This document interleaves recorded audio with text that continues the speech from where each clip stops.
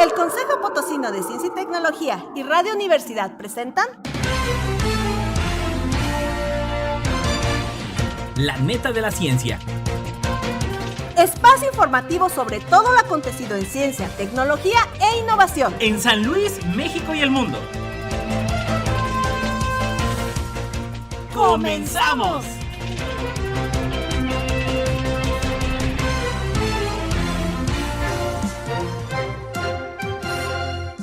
¿Qué tal? ¿Cómo le va? Muy buenos días, ya iniciando el tercer mes del año. Bienvenidos a La Neta de la Ciencia. Y bueno, ya lo sabes, siga la transmisión por Twitter, Instagram y YouTube en @coposit. Ya lo sabe, a través del Facebook como Consejo Potosino de Ciencia y Tecnología. Saludo a todos los que nos escuchan a través del 88.5 de FM, 1190 de AM. Y ya lo sabe, todas las emisiones de La Neta de la Ciencia disponibles completamente gratis a través de Spotify. Vámonos con los titulares. titulares.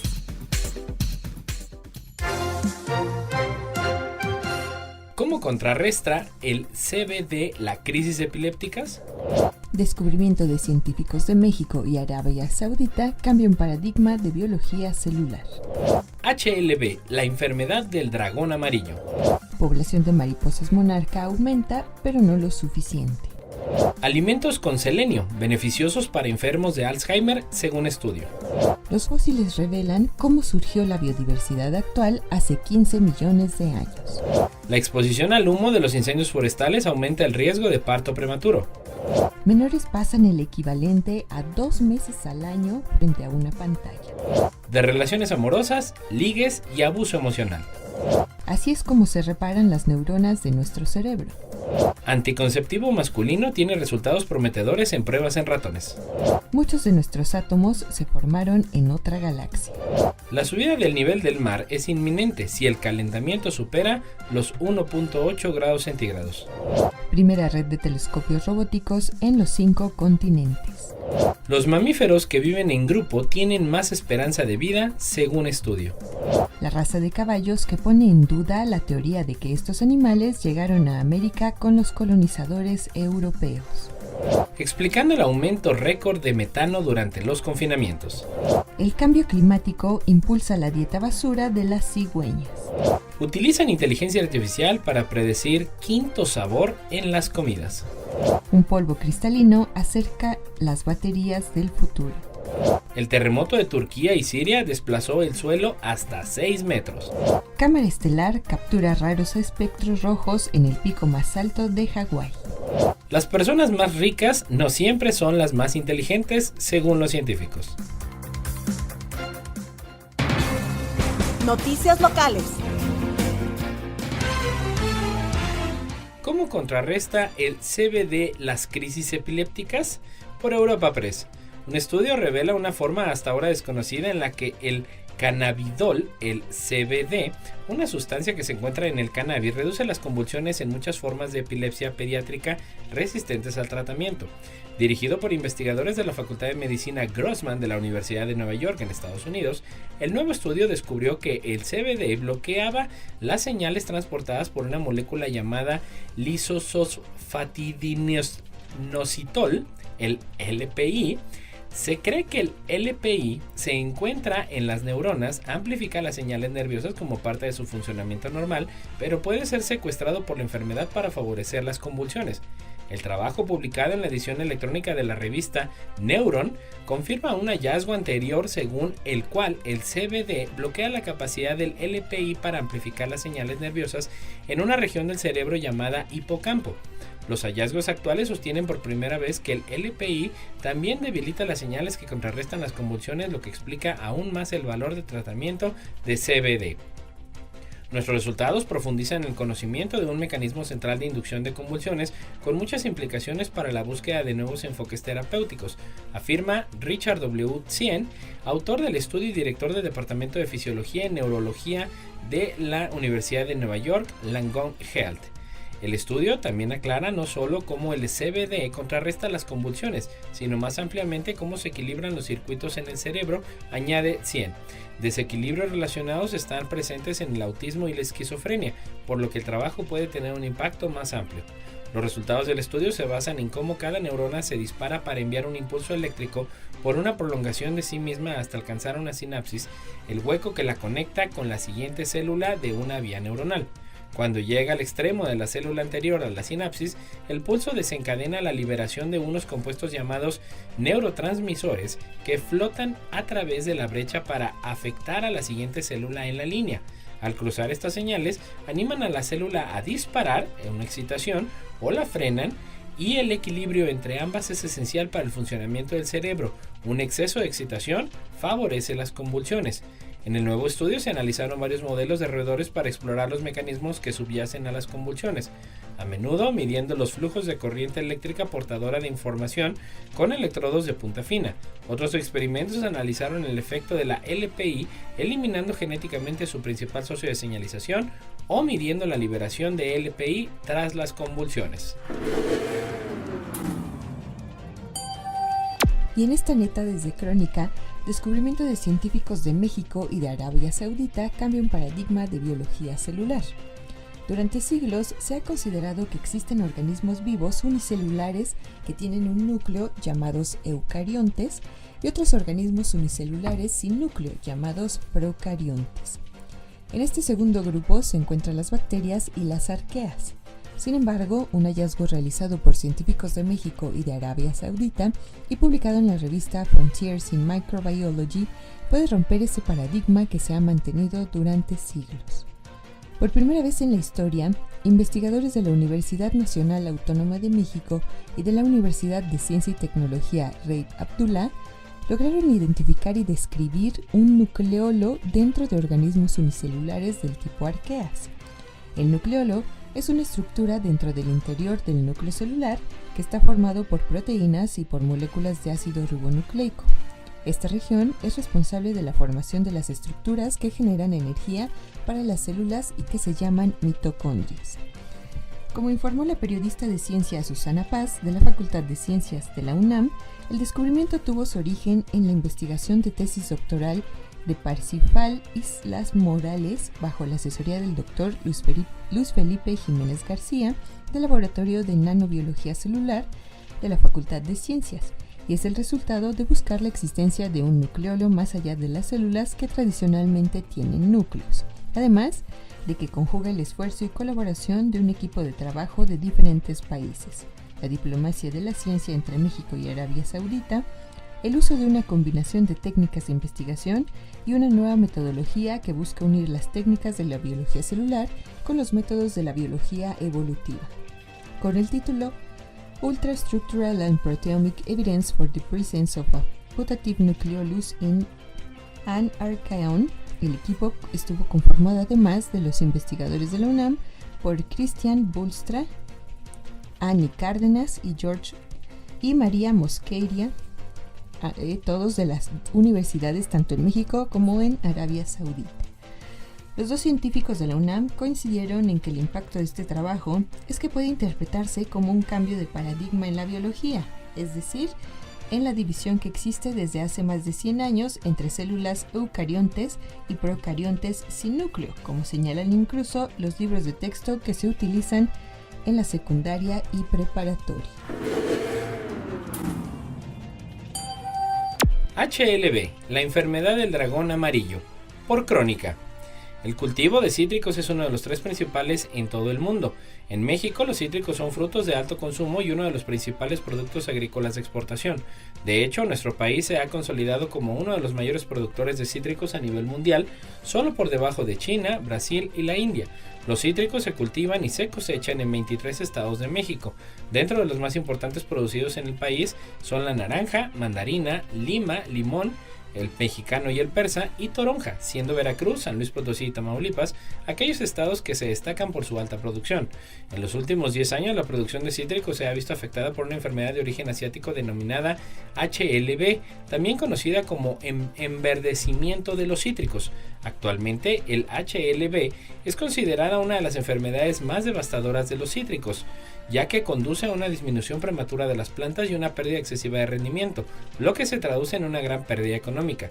En México, el HLB fue detectado por primera vez en 2009 en plantaciones de cítricos en Yucatán y desde entonces se ha dispersado en las principales zonas productoras del país, incluyendo Colima y Veracruz. La enfermedad del dragón amarillo o HLB es causada por una batería gram negativa, específicamente una alfa proteobacteria denominada Candidatus liberibacter spp. Existen 3 especies de bacterias asociadas al HLB, la Candidatus, la Liberibacter asiaticus, CALB, africanus y CA americanus, categorizados según su origen geográfico como Asia, África y América respectivamente. Estas bacterias se distribuyen de manera heterogénea en los conductos vasculares de la corteza de los árboles de cítricos, en la nervadura central de las hojas y en las raíces, así como en diferentes partes florales y en los frutos. Y desde Force México, fomentar inversiones desde el sector productivo y el privado para la conservación de los hábitats de las mariposas monarca permitiría incrementar su población, que en el último recuento ha alcanzado los 335.479 ejemplares, una cifra lejos de los 500.000 necesarios para la recuperación de la especie afectada por los fenómenos del cambio climático. Son datos facilitados por la organización estadounidense National Wildlife Federation, que trabaja por la vida silvestre y la conservación de estos polinizadores que migran desde Canadá y Estados Unidos hasta México, donde llegan en noviembre y permanecen hasta marzo aproximadamente cada año, tras recorrer entre 2.000 y 4.500 kilómetros. En México, las mariposas monarca, muy conocidas por el brillante color anaranjado de sus alas, atravesadas por venas negras y plasmadas de pequeñas manchas blancas en los gruesos bordes de las mismas y de su cuerpo, permanecen en la reserva de la biosfera homónima situada en los bosques montañosos en el centro del país.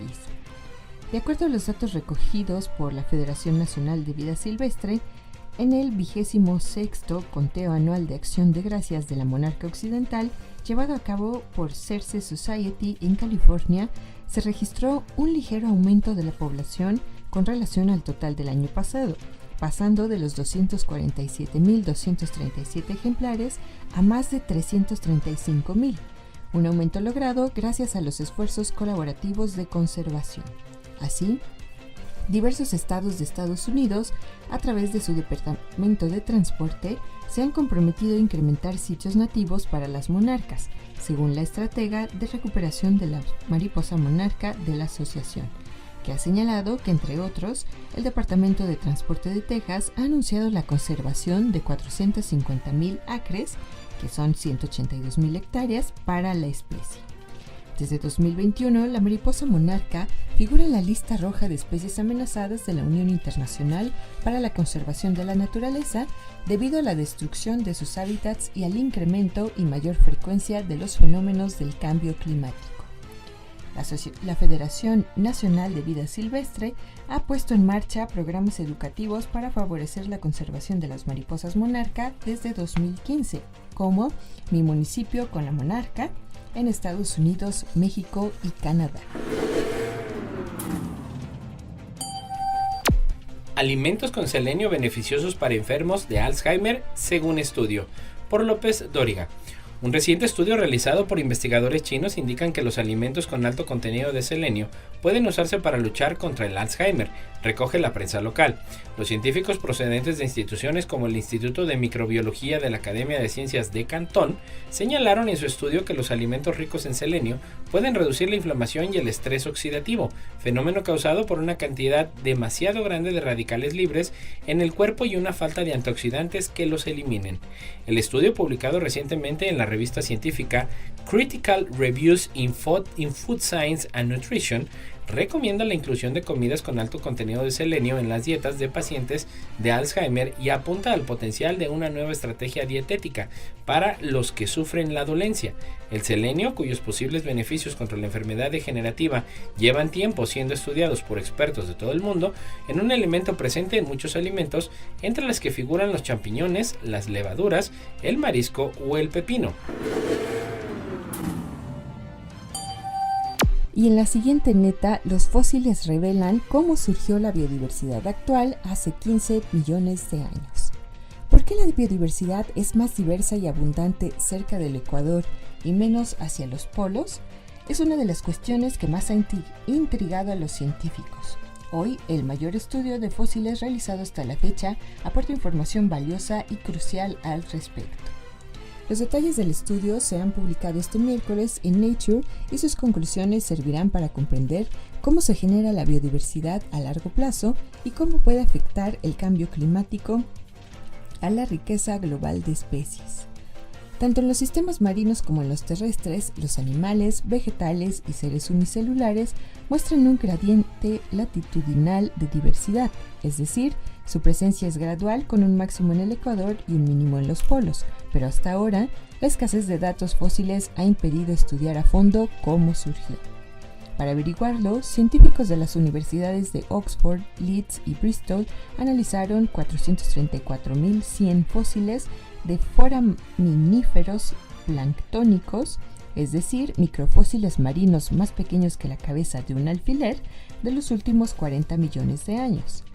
Estos microfósiles, surgidos en el Jurásico temprano, hace unos 170 millones de años, están en todos los océanos del mundo y gracias a sus caparazones duros pueden conservarse en grandes cantidades, por lo que son un excepcional registro fósil de los últimos 66 millones de años perfectos para este estudio.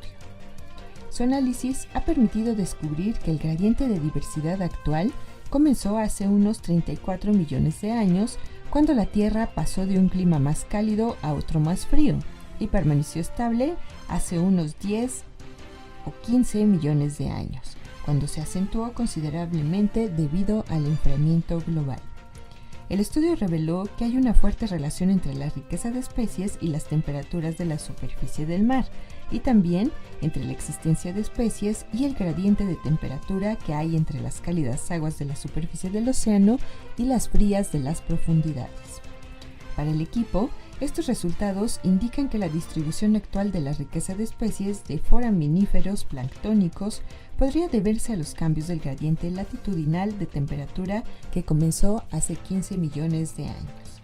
Además, el enfriamiento de las temperaturas marinas en las latitudes altas probablemente provocó la extinción de muchas poblaciones regionales de especies, contribuyendo al gradiente de diversidad moderno. La exposición al humo de los incendios forestales aumenta el riesgo de parto prematuro. Por Europa Press. La exposición al humo de los incendios forestales aumenta las probabilidades de una embarazada que se ponga de parto prematuramente, según un nuevo estudio publicado en el American Journal of Obstetrics and Gynecology. Los efectos perjudiciales de la mala calidad del aire en la salud de las personas están bien documentados. En el caso de las embarazadas, la investigación ha demostrado que la mala calidad del aire, como el smog, puede provocar una serie de resultados adversos, entre ellos el parto prematuro, una de las principales causas de mortalidad infantil en todo el mundo. El parto prematuro se define como el que tiene lugar antes de la semana 37 de gestación, pero el humo de los incendios forestales es especialmente nocivo para la salud porque contiene partículas muy finas que pueden penetrar profundamente los pulmones y empeorar enfermedades como el asma y las cardiopatías. Estas partículas diminutas también pueden viajar cientos y a veces miles de kilómetros desde el punto de origen del incendio forestal.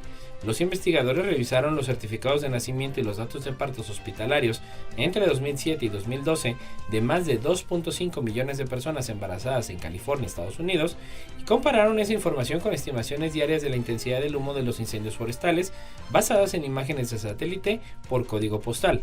Los datos revelaron que desde 4 semanas antes de la concepción hasta las primeras 20 semanas de embarazo, el 86% de las mujeres embarazadas estuvieron expuestas al menos un día al humo de los incendios forestales, con una exposición media de 7.5 días. Los resultados mostraron que el humo de los incendios forestales estaba significativamente asociado con el parto prematuro espontáneo y que cada día adicional a la exposición de humo de los incendios forestales aumentaba ligeramente las probabilidades de dar a luz prematuramente. Y también desde Forbes México, nuestra siguiente neta, que pues bueno, puede ser una alarma para muchos que son padres de familia o que tenemos a cargo a algún menor. Y es que menores pasan el equivalente a 2 meses al año frente a una pantalla. Los menores pasan fuera de las aulas unas 4 horas diarias, que es el equivalente a 2 meses al año, conectados a las pantallas, donde triunfan entre ellos las redes sociales como TikTok frente a las aplicaciones de comunicación como WhatsApp. Los datos se ponen de relieve en el estudio de Alfa a Z, educando a las generaciones digitales que elabora la plataforma CoStudio, especializada en la seguridad y control digital para las familias, que cuenta con más de 4 millones de usuarios en el mundo y que cada año radiografía el uso que los menores hacen de la red, las horas que pasan ante las pantallas, las aplicaciones y las redes que más usan o las consecuencias que puede acarrear la hiperconectividad. El estudio analiza las tendencias y el uso de las pantallas por parte de los menores con edades entre los 4 y los 18 años en 4 países, en España, Estados Unidos, Reino Unido y Australia. Y en el mismo han participado de forma anónima unas 400.000 familias, según datos facilitados por esta plataforma. El responsable de esta plataforma, Eduardo Cruz, ha subrayado durante la presentación del estudio a la prensa la importancia de adoptar una dieta digital para aprovechar las ventajas de Internet y de las pantallas y tratar de evitar sus riesgos y amenazas. Entre las principales recomendaciones y consejos para que los menores hagan uso responsable y no abusivo de las pantallas, ha citado la importancia de establecer un horario tecnológico, de dialogar sobre los entornos digitales, de evitar que los más pequeños se encierren en la habitación para usar las pantallas y de que los mayores den ejemplo. Entre los datos más llamativos destaca que el 15.6% de las familias que han participado en el estudio reconoce que el abuso de las pantallas genera problemas a diario en el hogar y que esos conflictos se repiten 1 o 2 veces a la semana en el 34% de los hogares. Las redes sociales volvieron a ser en 2022 la principal atracción digital de los menores, un indicador que se repite en 4 países en los que se ha realizado el estudio, y en España los datos revelan que pasan en estas redes casi 1 hora diaria, sobre todo en TikTok, que supera de forma muy clara entre los menores a redes como Instagram, que es cada vez más usada por mayores de entre 30 y 40 años, Snapchat, Facebook o Twitter. Tras la pandemia, el uso de las herramientas educativas en Internet ha continuado descendiendo y solo una de estas plataformas, la denominada SmartTic, ha seguido aumentando el tiempo de uso entre los menores y se ha situado en 29 minutos de media al día.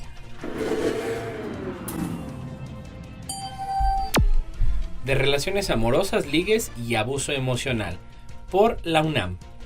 Para nadie es un secreto que iniciar, establecer y perdurar en una relación amorosa es un proceso, o una serie de ellos, que implica mucha inversión emocional, en la que los puentes de comunicación, el cuidado y la empatía son claves para no salir lastimado o lastimar al otro. Al menos el 39.9% de las mujeres de 15 años o más han sufrido violencia a lo largo de su actual o última relación. El tipo de violencia más predominante fue la psicológica, con 35.4%, según datos de la Encuesta Nacional sobre la Dinámica de las Relaciones en los Hogares, el ENDIRE, en 2021 del INEGI. En este artículo se va a hablar precisamente de los términos que tienen que ver con las relaciones en las que al menos una persona sale lastimada, ganando, ghosting, amigos con beneficios, love bombing, entre otras que suelen carecer de responsabilidad afectiva. Se habla de procesos lamentablemente antiguos, nada más que no habían sido claramente identificados con un nombre común para que las personas le hablen de cualquier conversión. En psicología entran dentro de otros conceptos, pero siempre han existido estas formas de abuso emocional, estrategias dirigidas a diferentes cosas, haciendo uso de mecanismos diferentes no tan saludables en la forma de relacionarse, aseguró la doctora Rosa Sánchez Aragón, académica de la Facultad de Psicología de la UNAM. En una relación romántica, independientemente de la etapa, como cualquier otro tipo de relación, se requiere de empatía, esa característica de personalidad que aprendemos y desarrollamos en la interacción con otras personas, como cuando desde pequeños nos dicen ponte en el lugar del otro, o a ti te gustaría que te hicieran eso, si no te gustaría, no lo hagas.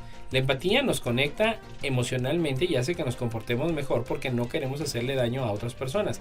Si no soy una persona empática, será más fácil para mí aplicar eso de desaparecer en cualquier momento. ¿Te ha pasado algún momento que te apliquen el ghosting? Es decir, que la otra persona en la relación se hace el fantasma, desaparece sin previo aviso, sin dar explicaciones, deja de contestar, te bloquea de las redes y como afecto debes procesar su pérdida sin saber los motivos, sin un adiós. Creo que puede haber varias explicaciones, pero principalmente tiene que ver con involucrarse lo menos.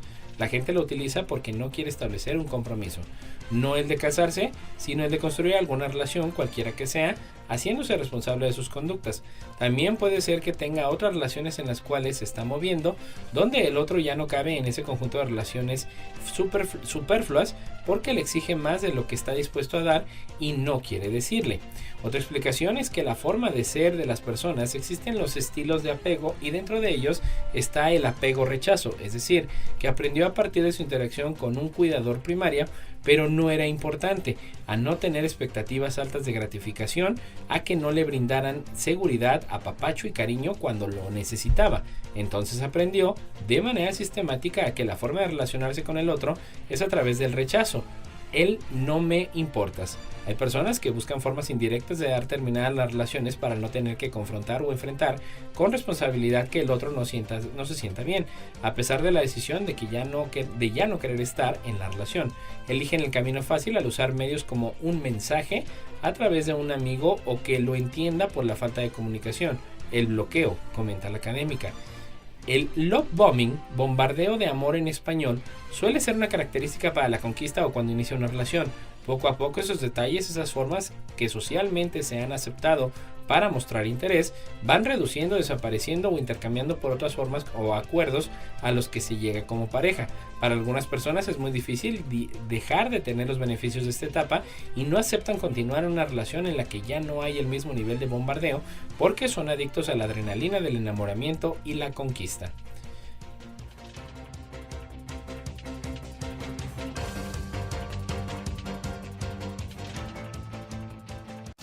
No importa en qué parte del mundo estés, recuerda sintonizarnos en la web radioytelevisión.uaslp.mx. Anticonceptivo masculino tiene resultados prometedores en pruebas en ratones. Por Forbes, México. Un fármaco anticonceptivo experimental y probado en ratones reduce de forma rápida y temporal la fertilidad masculina en esos animales, al detener por unas horas la capacidad de movimiento de los espermatozoides. Este hallazgo que publica Nature Communications puede suponer un avance en los esfuerzos por desarrollar una píldora anticonceptiva masculina, que podría tomar los hombres poco antes de la actividad sexual y recuperar la fertilidad al día siguiente. El estudio, coordinado por Jochen Buck de Weill Cornell Medicine en Estados Unidos, descubrió que los inhibidores solubles de una enzima llamada adenilil ciclasa, SAC, pueden reducir la motilidad de los espermatozoides en ratón y en humanos. SAC es una enzima esencial para activar la capacidad de los espermatozoides de nadar y madurar, de modo que puedan viajar por el tracto reproductor femenino y fecundar un óvulo. El equipo desarrolló un compuesto llamado TDI 11816 que inactiva la SAC. Inyectado a ratones hace que produzca espermatozoides que no puedan impulsarse hacia adelante e impedía su maduración.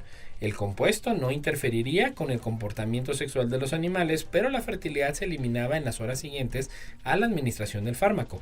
Una única dosis de este compuesto inmoviliza los espermatozoides de ratones hasta 2 horas y media. A las 3 horas, algunos espermatozoides empiezan a recuperar la motilidad y a las 24 horas casi todas han recuperado el movimiento normal. La eficacia anticonceptiva era del 100% en las 2 primeras horas y del 91% en las 3 primeras horas. El estudio indica que no se observaron efectos negativos para la salud cuando estos fármacos se administraron de forma continuada durante 6 semanas. Aunque en la mayoría de los experimentos el fármaco se administró como inyección, los autores también vieron que la motilidad espermática de los ratones se reducía a niveles similares tras la administración oral. Y también desde Crónica, muchos de nuestros átomos se formaron en otra galaxia. La materia no se crea ni se destruye, se transforma, dice esa mantra de la química de la ley de la conservación de la materia.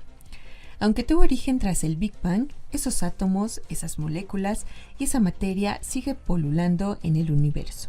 Mucho de este origen primigenio se encuentra en nosotros y persistirá después de nuestra existencia. Esa es la premisa de la charla La danza cósmica de los elementos, impartida por Mónica Rodríguez, investigadora del Instituto Nacional de Astrofísica, Óptica y Electrónica, INAOE, durante su participación en el ciclo Noticias del Cosmos de El Colegio Nacional. Esos átomos que habitan nuestro cuerpo, añadió, no son los mismos desde que nacimos, van cambiando. Por otra parte, asombrosamente un mismo tipo de átomo es exactamente igual que otro. En relación al título de la charla, la científica se preguntó, ¿acaso los átomos bailan? No, pero se parece más bien a un slam donde unos chocan con otros. Por ello decimos que pueden bailar. Esta danza metalera, los átomos pueden combinarse en moléculas que pueden dar paso a cosas más complejas como la vida. Esta historia inició hace 13.800 millones de años, cuando se formó el universo con el Big Bang, dijo la científica, quien estuvo acompañada de Luis Felipe Rodríguez, uno de los coordinadores del siglo. En estos momentos, el universo era como una sopa de energía muy densa y caliente que se expandió y enfrió, y a partir de la cual se formaron los primeros neutrones, protones y electrones. Eran los primeros minutos del universo cuando entonces surgió la nucleosíntesis primordial. Esto permitió la formación de hidrógeno y helio en el universo, elementos que generaron las primeras estrellas, aunque muy densas y masivas.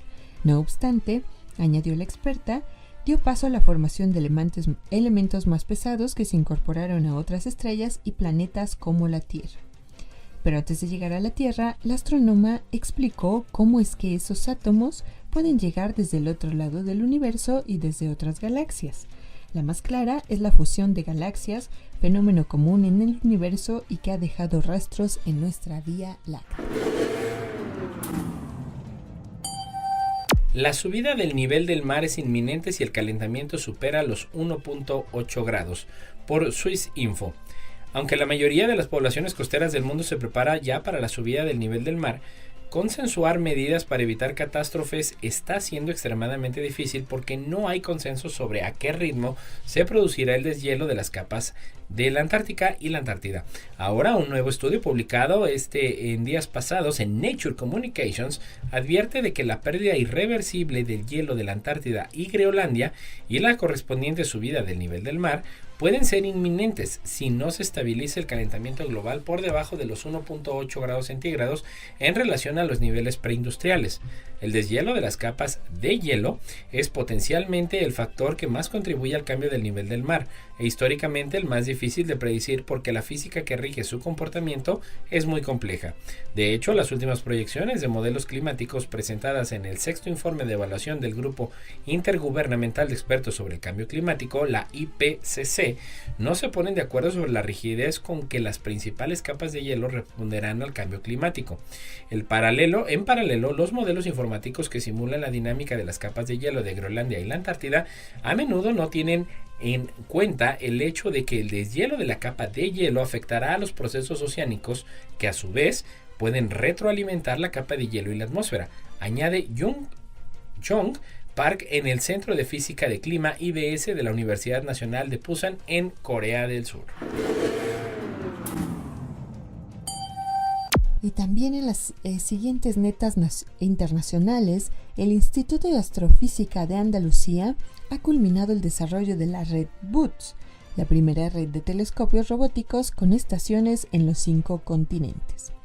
Con instalaciones en España, en donde hay 2 estaciones, Nueva Zelanda, China, México, Sudáfrica y Chile, BOOTS, acrónimo en inglés de Observatorio de Estallidos y Sistema de Exploración de Fuentes Esporádicas Ópticas, constituye la red más completa de su clase y un recurso único y totalmente automatizado para combinar datos de instrumentos de todo el mundo, vigilar el cielo y apoyar las observaciones de misiones y satélites. La red BOOTS está gestionada por el IAA, con fuerte implicación de la Universidad de Málaga y con colaboración con otras entidades españolas como el Instituto Nacional de Técnica Aeroespacial y la Universidad de Huelva e internacionales. Su objetivo principal reside en observar rápidamente y de forma autónoma lo que se conoce como fuentes transitorias, objetos astrofísicos que no presentan una emisión permanente en el tiempo, sino que emiten luz de forma breve, intensa y repentina. La detección de estos eventos suele realizarse desde el satélite y Boots proporciona una respuesta automatizada en tiempo real que permite su caracterización. La red contribuirá al estudio de los estallidos de rayos gamma que constituyen los eventos más energéticos del universo y que se asocian con la muerte de estrellas muy masivas. Su detección suele producirse a través de satélites que informan del estallido a la comunidad científica para que el evento pueda estudiarse en detalle. La existencia de una red de telescopios robóticos de muy rápido apuntado como Boots representa un complemento idóneo a la detección por satélite. Y de hecho, Boots también trabajará en el seguimiento y monitoreo de fuentes emisoras de neutrinos y ondas gravitacionales, o incluso de objetos como cometas, asteroides, estrellas variables o supernovas, pero también vigilará el cielo tanto en el seguimiento de basura espacial como en el de objetos potencialmente peligrosos que puedan suponer una amenaza para nuestro planeta. Los mamíferos que viven en grupo tienen más esperanza de vida según un estudio. Por F. Los mamíferos que viven en un grupo tienen por lo general una esperanza de vida más larga que los que viven en solitario, según ha descubierto un equipo de investigadores chinos a partir del análisis de 1000 especies diferentes. Normalmente la organización social de los mamíferos se divide en 3 categorías básicas: solitarios, en pareja o en grupo, explicó el investigador del Instituto de Zoología de la Academia de Ciencias de China, Zhou Xuning, citado por la agencia oficial Xinhua. La gran diferencia en esperanza de vida que hay entre las distintas especies de mamíferos, de los menos de 2 años de las musarañas a los más de 200 años de la ballena boreal, ha sido objeto de numerosas investigaciones, pero enfocadas en su mayoría a diferentes grupos dentro de una sola especie. Los científicos chinos que desarrollaron este estudio, publicado en la revista Nature Communications, realizaron un análisis filogenético comparativo con 1 millar de especies de mamíferos, entre ellos el elefante africano, el lemur, murciélagos de herradura y duogongos, basándose en los 3 tipos de organización social y la longevidad. Además, estudiaron genéticamente 94 especies concretas, encontrando 31 genes y secuencias metabólicas relacionadas con el sistema inmune y con las hormonas, indicó Xu, quien ha dirigido la investigación. Los niveles de expresión y evolución de esos genes, según el científico, guardan una significativa correlación con la organización social y la longevidad y podrían tener implicación en la asociación entre ambos factores. Como ejemplo, el estudio cita una solitaria especie de musaraña cuyo peso y otras características son similares a las de los murciélagos de herradura que viven en grupo. Los primeros viven solo unos 2 años y los segundos llegan a vivir hasta 30 años. La investigación mostró asimismo que el grado de evolución de una esperanza baja a una alta de vida dentro de una misma especie es mayor en aquellas que viven en grupo. Y desde BBC Noticias, el caballo Ojibwe Spirit en peligro de extinción. La raza, también conocida como el pony indio Lac La Croix, es una única raza de caballo autóctona conocida en Canadá.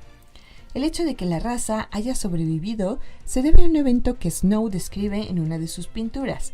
Es una historia que podría haberse escrito en Hollywood. En 1977 solo quedaban 4 yeguas en la isla en Lac La Croix, al noreste de Ontario. Tras considerar que los animales salvajes eran un riesgo para la salud, los funcionarios de salud canadienses hicieron planes para sacrificarlos. Desde entonces, el manejo cuidadoso y la cría selectiva han revivido al caballo Ojibwe, que ahora cuenta con alrededor de 180 ejemplares y están de vuelta en Canadá. Esa historia cuenta que los caballos una vez corrieron libremente por el continente antes de extinguirse durante la última edad de hielo hace miles de años, y que permanecieron ausentes hasta que llegaron los europeos.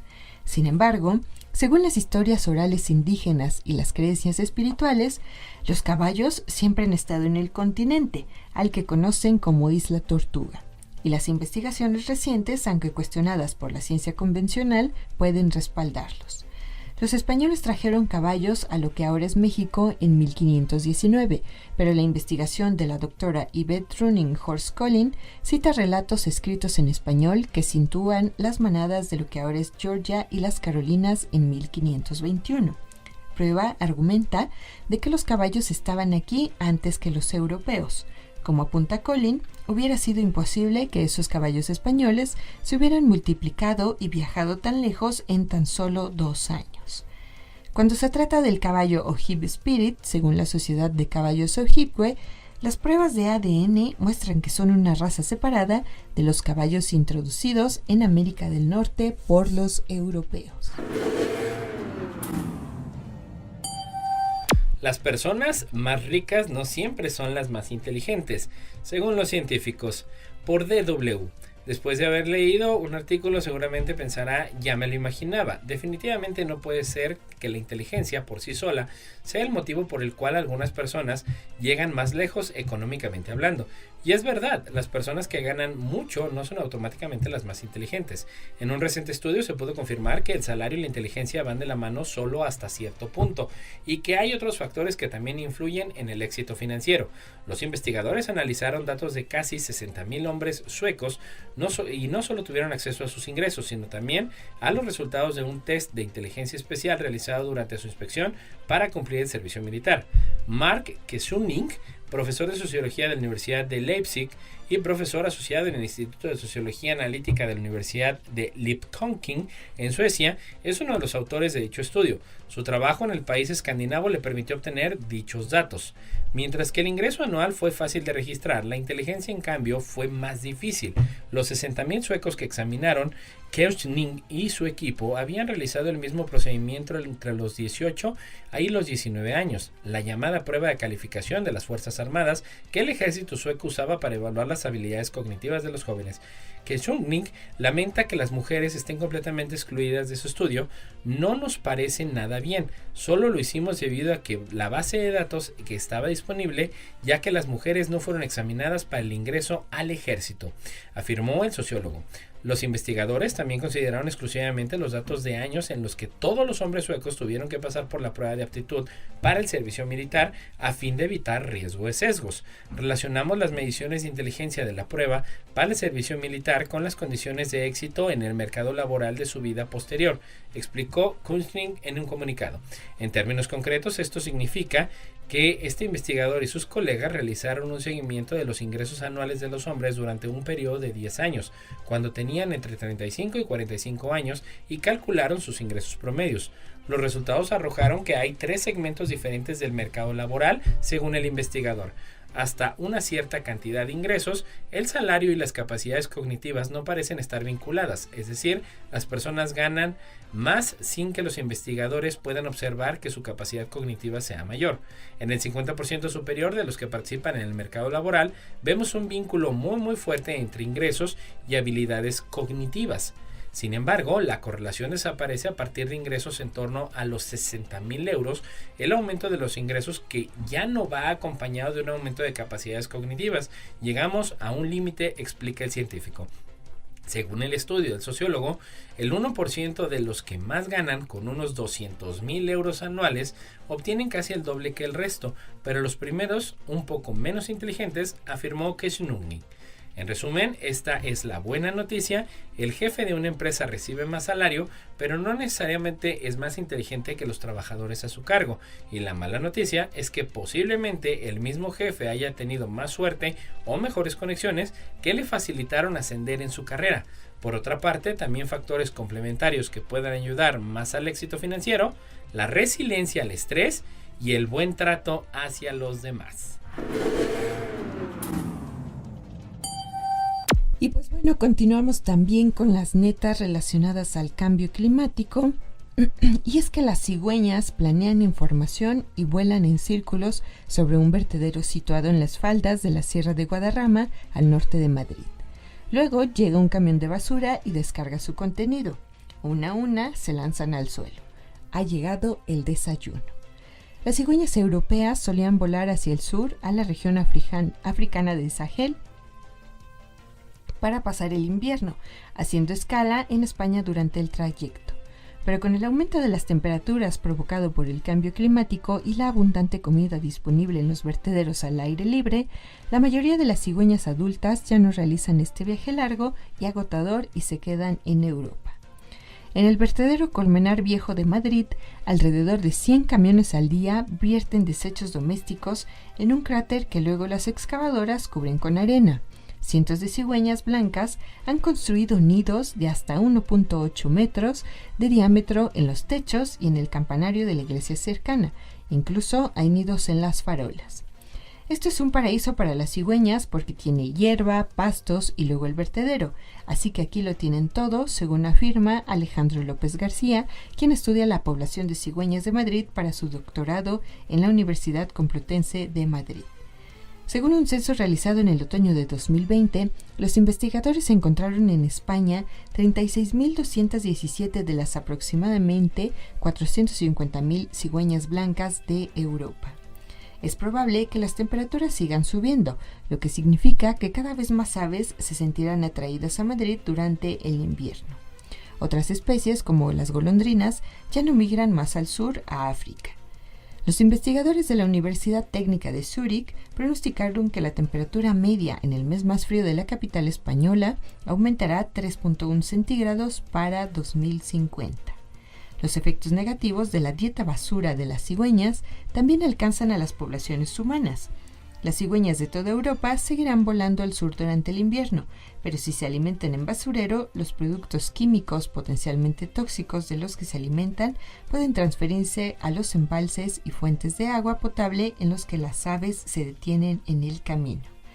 También hay una tendencia clara de que las cigüeñas ahora están construyendo sus nidos lejos de los humedales tradicionales para hacerlos en zonas urbanas adyacentes, añade López García.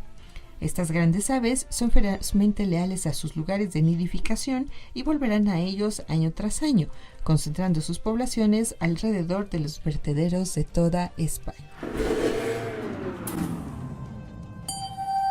Utilizan inteligencia artificial para predecir quinto sabor en las comidas. Por F.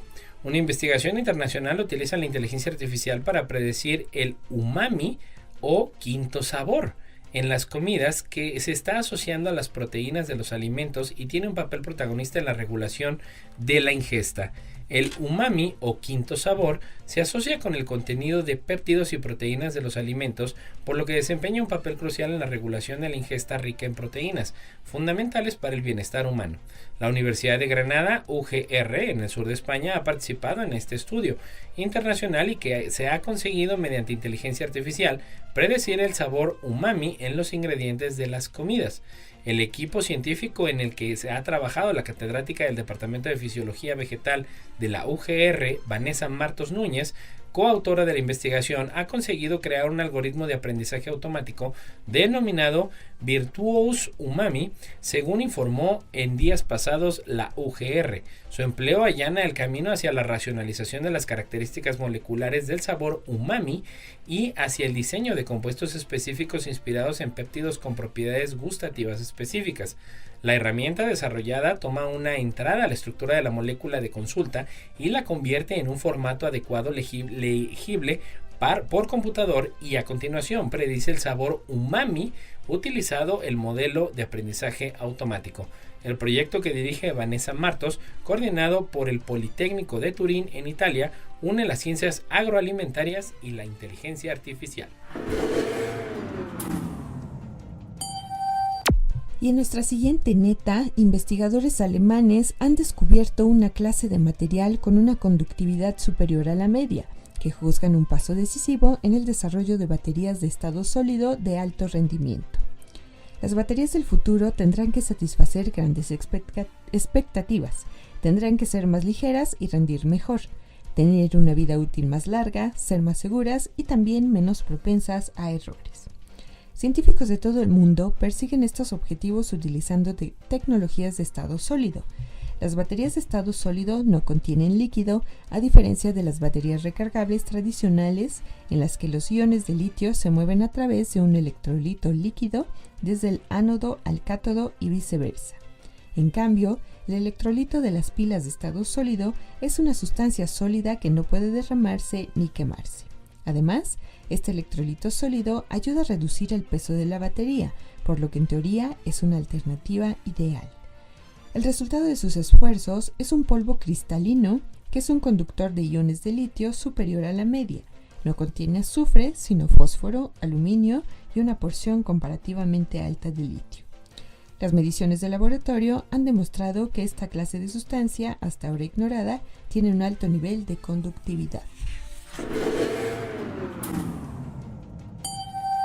El terremoto de Turquía y Siria desplazó el suelo hasta 6 metros.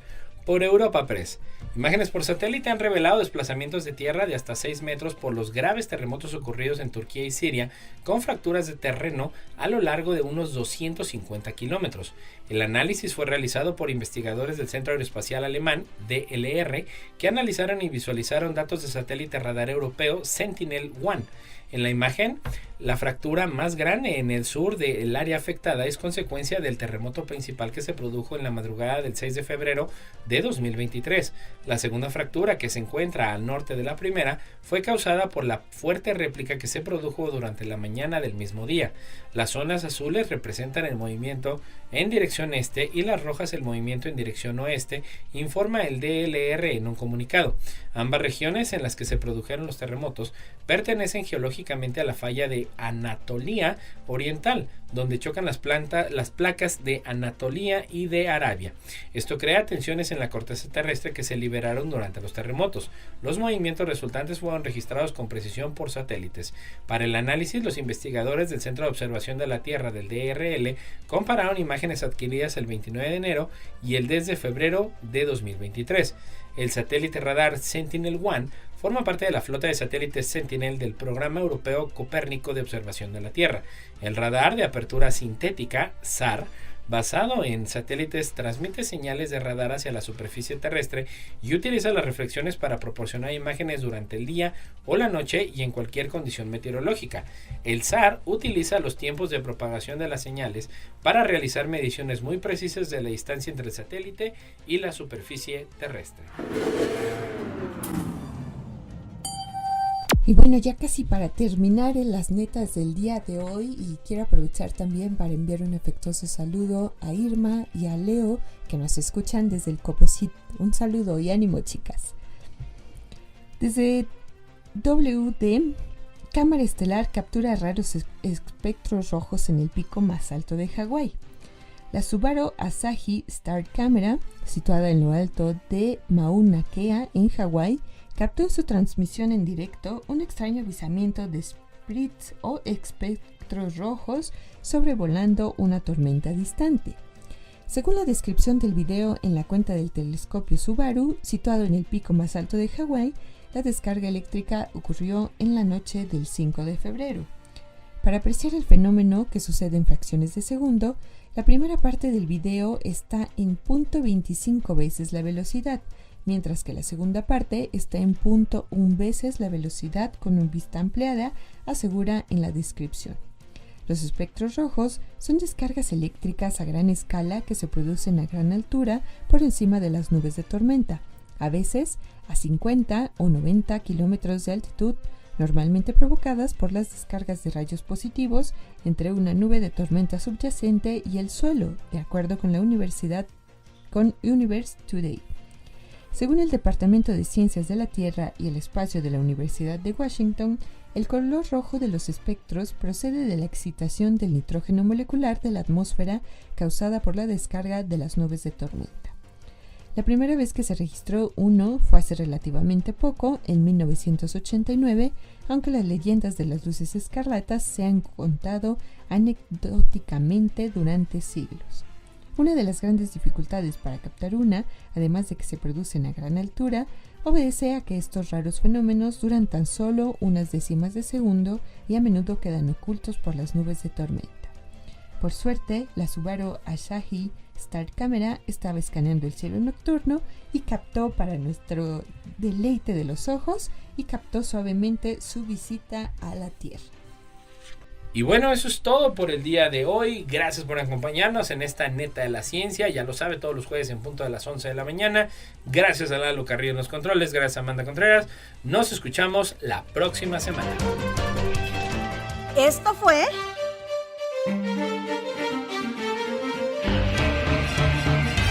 La neta de la ciencia. Noticiero de Ciencia, Tecnología e Innovación. Presentado por el Consejo Potosino de Ciencia y Tecnología y